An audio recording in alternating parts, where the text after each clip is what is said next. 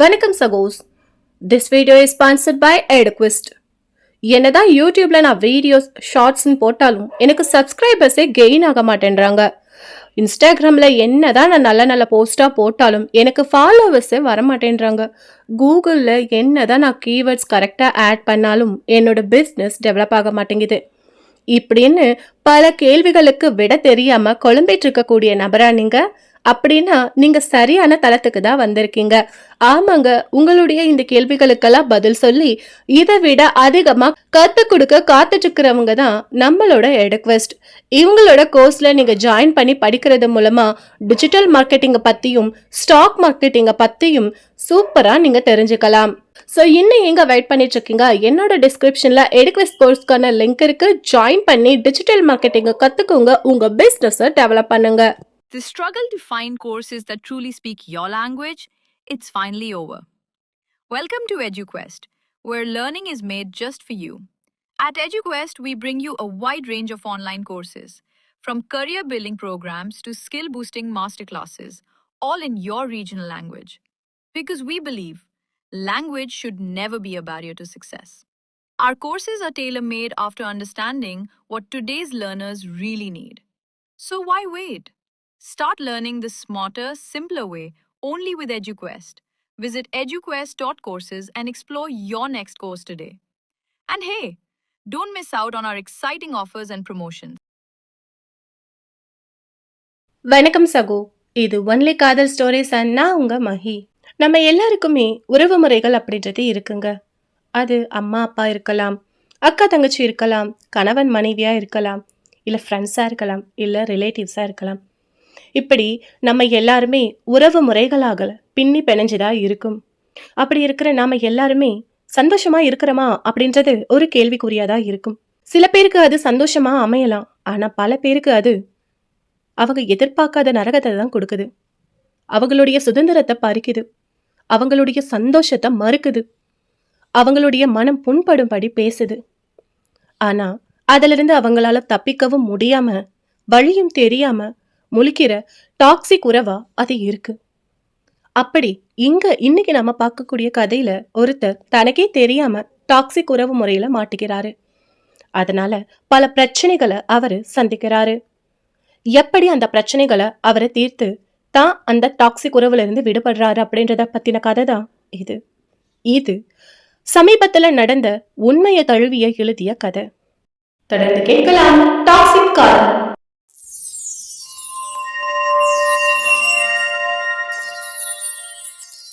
நான் சொல்ல கதையை நீங்க கற்பனை செய்தால் மட்டுமே இந்த கதையின் தாக்கம் உங்களுக்கு கிட்டும்.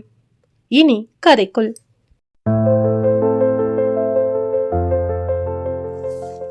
நிகிதா ஒரு அழகான இளம்பெண். வயது 25 அல்லது 26 இருக்கும். வாகான உடல், தீட்டிய புருவம், முக அமைப்பிற்கு ஏற்றாற் போல மேக்கப் போட்டிருந்தாள். உதட்டின் மேல் இளஞ்சிவப்பு நிற சாயம் பூசியிருப்பது அவளின் அழகிற்கு அழகு சேர்ப்பது போல் இருக்கிறது. இந்த அழகான தாவணி அணிந்த இளம்பெண் தன் அறையில் அமர்ந்து ஹெட்போனில் பாடல் கேட்டுக்கொண்டிருந்தாள். பிறகு அந்த பாடலுக்கு இன்ஸ்டாகிராம் ரீல்ஸ் எடுப்பதற்காக நடனமாடி கொண்டிருந்தாள். அப்போது அவளின் அறை கதவை யாரோ பலமாக பல முறை அடிக்கும் சத்தம் கேட்டது. அது அவள் அணிந்திருந்த ஹெட்செட்டை தாண்டியும் கேட்டது. உடனே ஹெட்செட்டை கலட்டி வைத்துவிட்டு கதவை திறந்தாள் நிகிதா. பார்த்தவள் அதிர்ச்சியானாள். படபடவென்று அடுத்த கதவை திறந்த நிகிதாவின் முன் காவல் அதிகாரிகள் 3 பேர் நின்றிருந்தனர். அதில் 2 உயர் பெண் அதிகாரியும் 1 ஆண் அதிகாரியும் ஆவர். உடன் டக்கின் செய்து கொண்டு சிறிது தொப்பையுடன் ஓரளவு வாட்டமும் சாட்டமுமாக 2 ஆண் அதிகாரிகளும் கழுத்தில் ஐடி கார்டு அணிந்தும் கையில் ஒரு கார்டை வைத்துக்கொண்டு "We are from cybercrime" என்ற வாசகத்தை சொன்னார்கள். நிகிதாவிற்கு அந்த வாசகத்தை கேட்டதும் உடல் நடுங்கி வியர்வை சொட்டியது. உடனே கதவை சாத்த முற்பட்டவளை தடுத்து, "இனி எங்கேயும் ஓட முடியாது, வீட்டை ரவுண்ட் அப் பண்ணியாச்சு" என்று போலீசார் சொன்னார். அதை கேட்டதும் நிகிதா வேறு வழியில்லாமல் சரண்டர் ஆனாள். என்ன நடக்கிறது என்று புரியாமல் நிகிதாவின் தாயும் கதறினாள். அவள் தாயின் கண்முனே மகளின் கையில் விலங்கை மாட்டிக்கொண்டு மேல் அறையில் இருந்து அவளை அழைத்து சென்றனர். ஏதும் பேசாமல் நிகிதாவும் கிளிப்பிள்ளை போல் அவர்கள் பின்னால் சென்றாள்.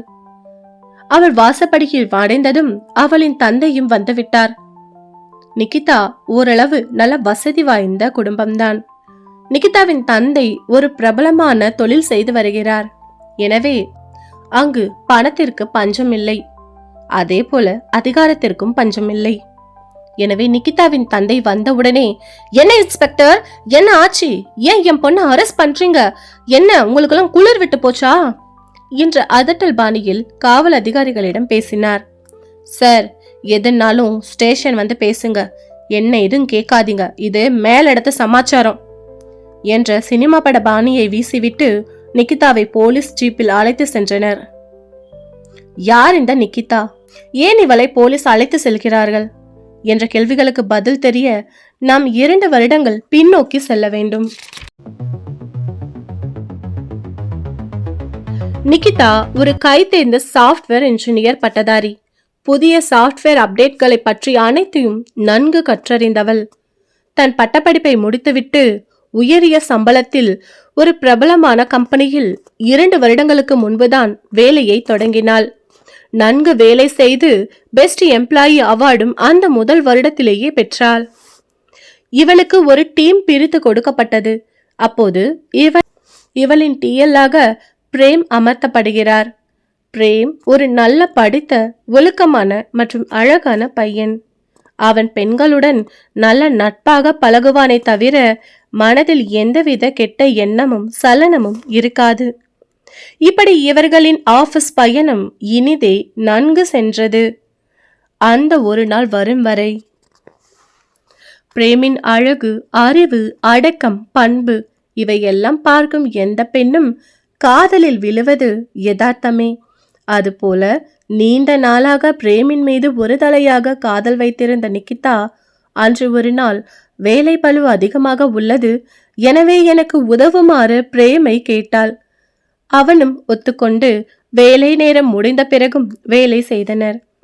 பின் ஆபீஸில் இருந்து அனைவரும் சென்ற பிறகு நிகிதா பிரேமிடம் கொஞ்சம் நெருங்கி பேசலானார்.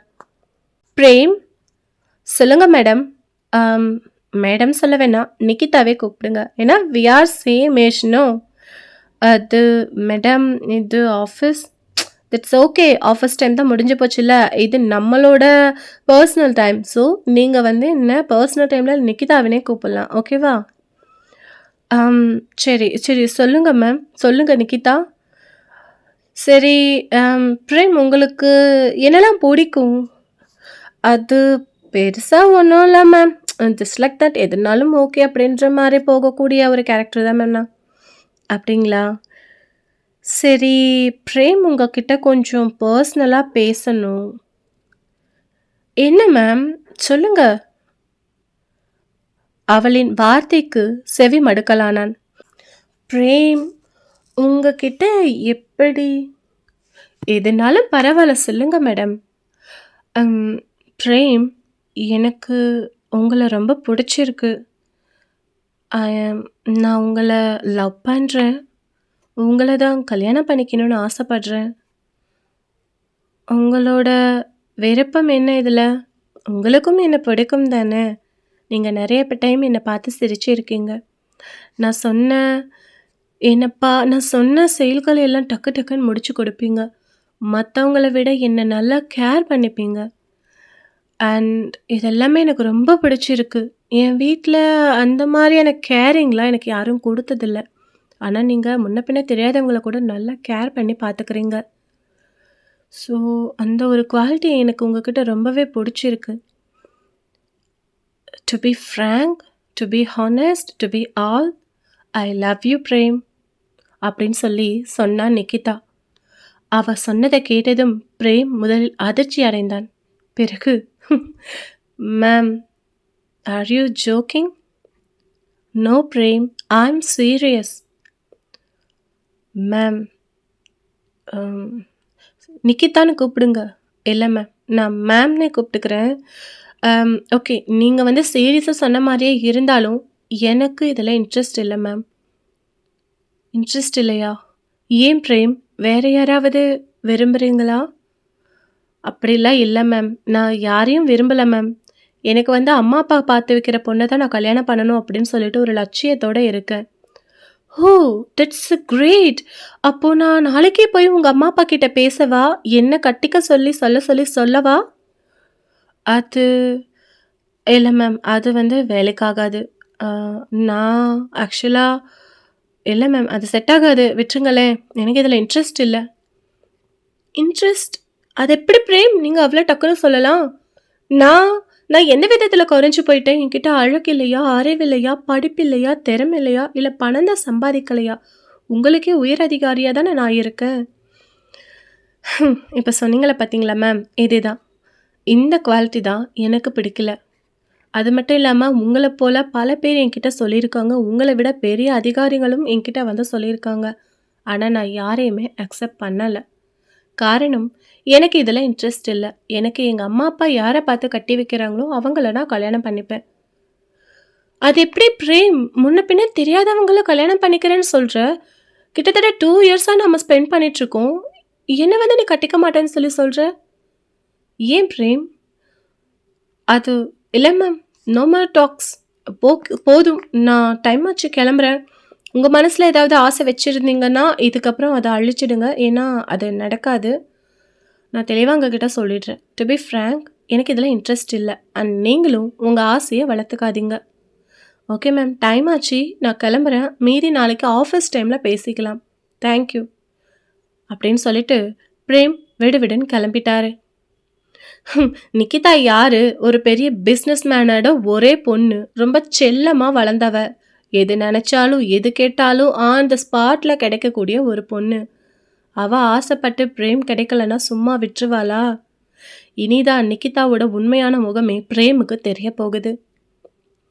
ஸோ அடுத்த நாள் காலையில பிரேமும் நிக்கிதாவும் ஆஃபீஸ்க்கு வராங்க. எப்பயுமே ஆஃபீஸ் வர டைம்க்கு. வந்ததும் அந்த அடுத்த நாள்ல இருந்து நிக்கிதா பிரேம் கிட்ட ரொம்பவே ஹார்ஷா நடந்துக்க ஆரம்பிக்கிறாங்க. எதுக்கு எடுத்தாலும் கண்டபடி திட்டுறது, எல்லார் முன்னாடியும் இன்சல்ட் பண்றது, வேணும்னே வேலை அதிகமா வாங்குறது, ரிமார்க்ஸ் சொல்லிக்கிட்டே இருக்குது அப்படின்னு சொல்லிட்டு இந்த ரிவெஞ்ச் பேஸ்ல எடுக்குறாங்க. அவங்க என்ன நினைக்கிறாங்கன்னா, நிக்கிதா இந்த மாரி டார்ச்சர் குடுத்தாலாவது அவன் நம்மளோட லவ்வ அக்செப்ட் பண்ணிக்குவான் அப்படின்ற ஒரு எண்ணத்துல டார்ச்சர் குடுக்குறாங்க. ஆனா இது எதுக்குமே பிரேம் அசர்றதா தெரியல. ஒரு கட்டத்துல கூட வேலை பார்க்குறவங்களும் பிரேம கேட்க ஆரம்பிச்சுட்டாங்க. என்ன பிரேம் இப்போ வர வர நிக்கிதா உங்ககிட்ட ரொம்ப ஹார்ஷா நடந்துக்கிறாங்க. அதுவும் பர்ட்டிகுலரா சொல்லப்போணும்னா, அன்னைக்கு அந்த நைட்டு வந்து ஏதோ ஒர்க் இருக்குன்னு சொல்லி இருக்க சொன்னாங்க இல்லையா? அதுக்கு அடுத்த நாள் வந்து ரொம்பவே ஹார்ஷா உங்ககிட்ட நடந்துக்கிறாங்க. என்ன ஆச்சு? அன்னைக்கு நைட் ஏதாவது சண்டை ஆச்சா? இல்ல நீ ஏதாவது ஏதாவது தப்பா பேசிட்டியா? அப்படின்னு கூட வேலை பார்க்குறவங்களே கேட்குற அளவுக்கு ஆயிடுச்சு. இத கேட்டதுமே பிரேம் வந்து, "அப்படிலாம் ஒண்ணும் இல்ல. அவங்களுக்கு என்ன ஒர்க் டென்ஷனோ, என்ன ப்ரெஷரோ நமக்கு என்ன தெரியும்? நமக்கெல்லாம் சீனியரா இருக்காங்க இல்லையா? ஸோ நமக்கே இவ்வளோ டென்ஷன் இருக்கும்போது அவங்களுக்கு இருக்காத பின்ன அந்த டென்ஷன் எல்லாம் நம்மகிட்ட தானே காட்டுவாங்க." அப்படின்னு சொல்லி அப்பவும் நிக்கிதாவுக்கு தான் சப்போர்ட்டா பேசுறாரு பிரேம். "இந்த குவாலிட்டி உன்கிட்ட மட்டும் தான்டா இருக்கும். You are great Prem. இதனால தான் பொண்ணுங்கலாம் உன்கிட்ட வந்து விழுறாளுங்க. ச்சே! நமக்கு சுட்டு போட்டாலும் இந்த எண்ணம் வராதுடா." அப்படின்னு பிரேமோட கூட வேலை செய்யற இன்னொருத்தர் சொல்றாரு. அன்னைக்கு சாயங்காலம் பிரேம் வீட்டுக்கு போறாரு. போனதும் அவங்களுடைய பெற்றோர்கிட்ட, "நீங்க பொண்ண பார்த்துட்டீங்களா? இப்ப என்ன பொண்ணு ரெடியா இருக்காங்க?" அப்படின்னு சொல்லி கேட்குறாங்க. "என்னாச்சுடா? இத்தனை நாளா ஜாதகத்த பார்க்குறேன்னு சொல்லவும், ஏதோ வேண்டாம் வேண்டான்னு சொன்னவ, இன்னைக்கு வந்து பொண்ணு ரெடியா இருக்கான்னு கேட்குற?" "இல்லம்மா, நீங்க வந்து எவ்வளோ சீக்கிரம் முடியுமோ அவ்வளோ சீக்கிரம் ஒரு பொண்ண பார்த்து கல்யாணம் பண்ணிடுங்க." அப்படின்னு சொல்லி சொல்றாங்க. "ஏன் என்ன ஆச்சு?" "அப்படிலாம் ஒண்ணும் இல்லம்மா. பாவம் நீ மட்டும் எவ்வளோ நாள் தனியா வேலை பார்த்துக்கிட்டு இருப்ப. சீக்கிரம் கல்யாணம் பாரும்மா. அக்காகிட்டயும் சொல்லும்மா. ஏதாவது ஒரு பொண்ணு இருந்தா சீக்கிரம் கல்யாணம் பண்ணிட்டு வந்துட்டா உனக்கும் கூட மாட அந்த பொண்ணு வேலை செய்யும். நமக்கும் கொஞ்சம் ஒத்தாசையா இருக்கும்ல." அப்படின்னு பிரேம் சொல்லிட்டு அவரோட அறைக்கு போயிட்டாரு. "என்னங்க என்னைக்குமே இல்லாம திடீர்னு இன்னைக்கு இப்படி பேசிட்டு போறான்?" "அவன் சொல்றது சரிதானே அம்மா. நேத்து தானே நீ சொன்ன, நெஞ்சு வலிக்குது, கை கால்லாம் ரொம்ப வலியா இருக்கு, என்னால வேலையே செய்ய முடியல அப்படின்னு சொல்லிட்டு. அத பார்த்துட்டு யோசிச்சுட்டு இன்னைக்கு வந்து இப்படி சொல்லிட்டு போறான் போல. சரி, அன்னைக்கு நம்ம அந்த ஊர்ல ஒரு பொண்ண பார்த்தோம்ல, அந்த பொண்ண பேசி முடிச்சிடலாமா? நீ கூட பார்த்துட்டு இந்த பொண்ணு நம்ம மருமகளா வந்தா ரொம்ப நல்லா இருக்கும்னு சொன்னல்ல. அட ஆமாங்க. என் தூரத்து சொந்தம். அவ தான். அந்த பொண்ணு ரொம்ப நல்ல பொண்ணுங்க. சரி, இந்த வர வெள்ளிக்கிழமை 2 பேரையும் பொண்ணு பார்க்க வச்சிரலாம். அதுக்கு அடுத்த வர முகூர்த்தத்துல நிச்சயம் பண்ணிட்டு, அப்புறம் ஒரு 6 மாசம் கழிச்சு கல்யாணம் பண்ணலாம். அப்படின்னு பெற்றோர்கள் முடிவு பண்றாங்க. இந்த விஷயத்த பிரேம்கிட்டயும் சொல்றாங்க. அந்த வாரம் வெள்ளிக்கிழமையே பொண்ணு பார்க்குற நிகழ்வு நடக்குது. முடிஞ்சதும் அன்னைக்கே பேசிக்கிறாங்க. வர முகூர்த்தத்துல வந்து நம்ம நிச்சயம் வச்சுக்கலாம். அதுக்கு அடுத்து ஒரு 6 மாசம் கழிச்சு நம்ம கல்யாணத்த வச்சுக்கலாம்னு சொல்லும்போது, பிரேம் இருந்துட்டு, "இல்ல, இல்ல. வர முகூர்த்தத்திலே நீங்க கல்யாணத்த ஃபிக்ஸ் பண்ணிடுங்க" அப்படின்னு சொல்லிட்டு சொல்றாரு. "என்னாச்சுடா? ஏன் இவ்ளோ அவசரம்?" "இல்லம்மா, நான் தான் சொன்னேன்லம்மா. அதுதான்" அப்படின்னு சொல்லிட்டு பிரேம் நழுவுறாரு. சொன்ன மாரியே வர முகூர்த்தத்திலேயே பிரேம்க்கு கல்யாணம் நடக்குது. இத கொஞ்சம் கூட எதிர்பார்க்காத நிக்கிதா இன்னும் கோபமடையிறா. தான் நினைச்சவன அடைஞ்சே ஆகணுன்ற ஒரு வெறியில இருந்த நிக்கிதா, அதுக்கப்புறம் அவனை எப்படியாவது பழி வாங்கியே ஆகணுன்ற ஒரு மனநிலைக்கு உள்ளாகுறாங்க. அதுக்காக அவங்க யோசிச்சு கையில எடுத்த ஒரு ஆயுதம் தான் சைபர் கிரைம் டிபார்ட்மெண்ட். ஐடில ஒர்க் பண்றவங்களுக்கு வெப்சைட்டு, மத்தவங்களோட தகவல எடுக்கிறது சாதாரணமான விஷயம் தானே. அந்த மாரி பிரேமுக்கு தெரியாமலே அவனுடைய தகவல்கள அவனுடைய பின்வாசல் வழியா சென்று எடுக்குறாங்க. இங்க பின்வாசல் அப்படின்றது வீட்டினுடைய பின்வாசல் இல்லைங்க. நம்ம அந்த பிளாக் வெப்சைட்டுன்னு சொல்லுவோம் இல்லையா? அந்த மாரி நம்ம அஃபிஷியலா இல்லாம அன்அஃபிஷியலா ஒருத்தரோட விவரங்களை எல்லாம் திருடுற வேலையில நிக்கிதா பார்க்குறாங்க. அப்படி பிரேமோட வாட்ஸ்அப் சேட், அவங்களோட ஃபேஸ்புக், இன்ஸ்டாகிராம் அப்படின்னு சொல்லி அவன் யூஸ் பண்ணுற சோஷியல் மீடியா அக்கௌண்ட்ஸ், அவனோட பர்சனல் ஈவன் அவனோட ஃபோனை ஹேக் பண்ணுற அளவுக்கு நிறைய வேலைகளை அவங்க பார்க்க ஆரம்பிக்கிறாங்க. இப்படி பார்த்து பார்த்து ஒவ்வொரு நாளும் பிரேம் வந்து கணவன் மனைவியா இருக்க முற்படுற அந்த நிமிஷத்துல வேணுமனே ஃபோன்லேருந்து ஃபோன் பண்ணுறது, ஏதாவது ஒரு வேலை வர வைக்கிறது, மெயில் வர வைக்கிறது, எங்கேயாவது இருந்து ஏதாவது ஒரு நம்பரில் ஃபோன் வர வைக்கிறது. அது ஒன்றும் பாகிஸ்தான்லேருந்து இருக்கும், இல்லை டெல்லியிலேருந்து இருக்கும், இல்லைன்னா பெங்கால்லேருந்து இருக்கும். இப்படி வேறு ஏதோ இடத்துல இருந்து ஃபோன் வர வைக்கிறது, அங்கே அதாச்சு இங்கே அதாச்சு அப்படின்னு சொல்லி தேவையில்லாத கால்ஸ் பேசுறது, அலைய வைக்கிறன்ற நிகழ்வுகளை அவ தொடர்ந்து பண்ணிக்கிட்டு இருந்தா. ஒரு கட்டத்துல ஃபோனை எல்லாம் ஆஃப் பண்ணிட்டு பிரேம் யார்கிட்டயுமே சொல்லாம ஒரு 1 வீக் வெளியே போயிட்டாங்க அவங்களுடைய ஹனிமூனுக்காக. இதை பார்த்து நிக்கிதா ரொம்பவுமே கடுப்பாயிட்டாங்க. அப்ப அவங்களோட கிரிமினலோட புத்தி இன்னும் வக்ரமா மாறுது. அவனை சும்மாவே விடக்கூடாது. ஏதாவது ஒரு பெரிய தேசிய விபத்துல மாட்டி, அதாவது நம்மளோட நேஷ்னல் விஷயத்துல அவனை மாட்டி விட்டு பெரிய ஜெயில்ல வெளியவே வர முடியாத அளவுக்கு ஜெயில்ல உள்ள அனுப்பிடணும் அப்படின்ற அளவுக்கு கிரிமினலா யோசிச்ச நிக்கிதா நம்ம நாட்டுல நடக்கிற பிரச்சனையை கையில எடுக்கிறா. ரீசெண்டா ஏதாவது பெரிய பெரிய ஏர்போர்ட்டுக்கு பாம் வச்சிருவேன், அது வச்சிருவேன் அப்படின்னு சொல்லிட்டு பிளாக்மெயில்ஸ் மெயில் அனுப்புறது, இல்லை ஃபோன் கால் பண்ணுறது, இந்த மாதிரியான செயல்களை பண்ண ஆரம்பிக்கிறா பிரேமோட டீட்டெயில்ஸை யூஸ் பண்ணி. ஸோ இந்த மாதிரி ஃபஸ்ட்டு 2-3 டைம் வர மெயில்ஸை எதுவுமே கண்டுக்காத காவல்துறையினர் ஒரு கட்டத்தில் ஒரு விமான விபத்து நடக்குது. அந்த விமான விபத்துக்கு நாங்கள் தான் காரணம், நாங்கள் பிளான் போட்டு தான் இந்த நிகழ்வை பண்ணோம் அப்படின்னு ஒரு மெயில் வந்ததை பார்த்த காவல் அதிகாரிகள், டெல்லி உயர் அதிகாரிகள் இதை ரொம்பவே சீரியஸாக எடுத்துக்கிறாங்க. அப்படி அவங்க செக் பண்ணும்போது பல மெயில்கள் அவங்களுக்கு ரிசீவ் ஆகியிருக்கிறத பார்க்குறாங்க. பார்த்த அவங்க இது உண்மையா இருக்குமோ அப்படின்னு சொல்லி ஒரு கோணத்தில் விசாரிக்க ஆரம்பிக்கிறாங்க. இது யாருக்கும் தெரியாம நடக்கிற விசாரணையா நடக்குது. அப்படி விசாரிக்கிறவங்க நேரா வந்து பிரேமை தான் அரெஸ்ட் பண்றாங்க. பிரேம் என்ன நடக்குது எதுன்னே புரியாம அரெஸ்ட் ஆகி ஜெயிலுக்கு போறாரு. பல முறை தான் எதுவும் பண்ணல, தான் தப்பு பண்ணல, நான் நல்லவன் அப்படின்னு சொல்லி அவர் பல முறை கத்துனாலும் ஆதாரங்கள் அனைத்தும் அவருக்கு எதிராக இருக்கிறதுனால அவருடைய குரல் பலனற்று போகுது. அங்க அவருடைய மனைவியை பிரிஞ்சு, தாய் தகப்பனை பிரிஞ்சு, நண்பர்களை பிரிஞ்சு சிறைவாசம் அடையிறாரு பிரேம். ஆனாலும் அவர் எதுவுமே தப்பு செய்யல அப்படின்ற தொடர்ந்த ஒரு குரல் எழுப்பிக்கிட்டே இருக்காரு. தன்னுடைய வக்கீல் கிட்டயும் அதை தான் சொல்றாரு. இது ஏன் உண்மையா இருக்கக்கூடாது, நீங்க இன்னும் விசாரணையை விரிவுபடுத்துங்கன்னு சொல்லி அவங்களுடைய வக்கீல் கேட்டுக்கிட்டதுனால இந்த கேஸ் இன்னும் ஆழமா விசாரிக்க ஆரம்பிக்கிறாங்க. சைபர் கிரைம் நம்ம என்னதான் மெயில் ஐடி மாற்றி ஃபோன் நம்பர் மாற்றி என்னதான் தப்பு பண்ணாலும் நாம் விட்டு கொடுக்குற ஏதாவது ஒரு இடம் இருக்க தான் செய்யும். அந்த இடம்தான் அவங்களுக்கு நுழைவு வாயிலாக அமையும். அப்படி தான் நிகிதா ஒரு இடத்துல மாட்டிக்கிட்டாங்க. அவங்களுடைய ஃபோன் நம்பர்ல இருந்து அவங்களுடைய எந்த ஃபோன் நம்பர்ல இருந்து எந்த சிஸ்டத்துல இருந்து அவங்க மெயில் அனுப்புனாங்களோ அதில் நிகிதாவோட மெயில் ஐடி அடிக்கடி லாகின் ஆகுது. லாகின் ஆகும்போது அப்போ கண்டுபிடிச்சிடுறாங்க. இவ்வளோ பெரிய சிட்டியில் இவ்வளோ விஷயத்த பண்ணக்கூடியது ஒரு பொண்ணா அப்படின்னு அந்த டெல்லி காவல் நிலையமே அதிர்ந்து போகுது. உடனே டெல்லியிலிருந்து பெங்களூருக்கு விரைந்து வராங்க. விரைந்து வந்த அந்த டெல்லி காவல்துறையினர் சென்னை காவல்துறையினர்கிட்ட பேசி விசாரிச்சு அவங்க வீட்டுக்கு அடையிறாங்க. அவங்க வீட்டுக்கு போறாங்க. அப்படி நிகிதாவோட வீட்டுக்கு போய் நிகிதாவை அரெஸ்ட் பண்ண நிகழ்வுகளை தான் நம்ம இந்த கதையின் தொடக்கமா பார்த்தோம். நிகிதாவை அரெஸ்ட் பண்ணி விசாரணை செஞ்ச போது முன்னுக்கு பின்னா முரணா பேசினதுனால இவ தான் அப்படின்னு சொல்லி கன்ஃபார்ம் பண்ணிக்கிட்டாங்க அந்த அதிகாரிகள். அதன் பிறகு நிகிதாவை காவல் நிலையத்துக்கு அழைத்து வந்து இன்னும் பல கேள்விகளை கேட்டு இது தப்ப செஞ்சது பிரேம் இல்லை நிகிதா அப்படின்னு சொல்லிட்டு, சரி ஏன் இப்படி பண்ண அப்படின்னு சொல்லி கேட்கும்போது நிகிதா அதுக்கு சொன்ன ஒரே பதில், பிரேமை நான் ரொம்ப லவ் பண்ணேன். சின்ன வயசுலேருந்து நான் ஆசைப்பட்ட எதையுமே நான் அடையாமல் விட்டதில்லை. அதே மாதிரி தான் பிரேம்.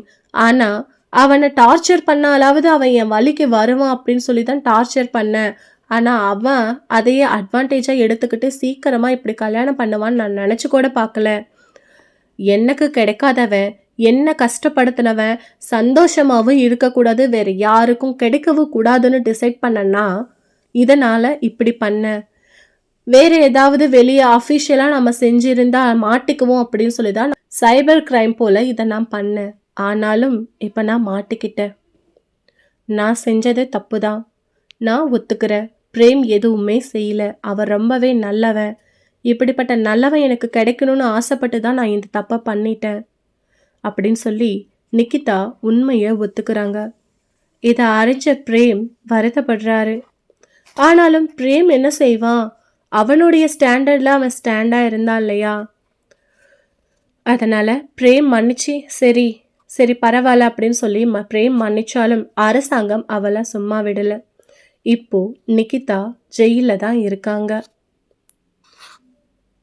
பிரேம் அவனுடைய மனைவியோட அவன் குடும்பத்தோட சந்தோஷமா வாழ்ந்துட்டு வராரு, மீண்டும் அவரோட வேலையை தொடங்கி. ஓகே சகோ, இது கதை மட்டுமல்ல, உண்மையான நடந்த நிகழ்வு. இதில் வரக்கூடிய பெயர்கள் நிகழ்வுகளை மட்டும்தான் மாற்றி அமைச்சிருக்கோம்.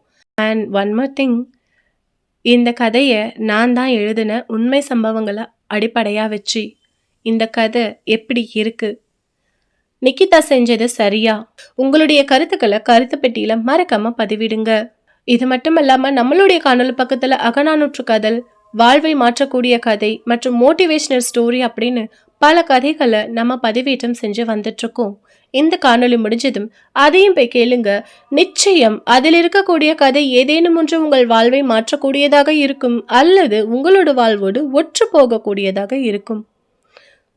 அன்பை பகிர்ந்து மனிதநேயமிக்க சமுதாயத்தை உருவாக்குவோம்.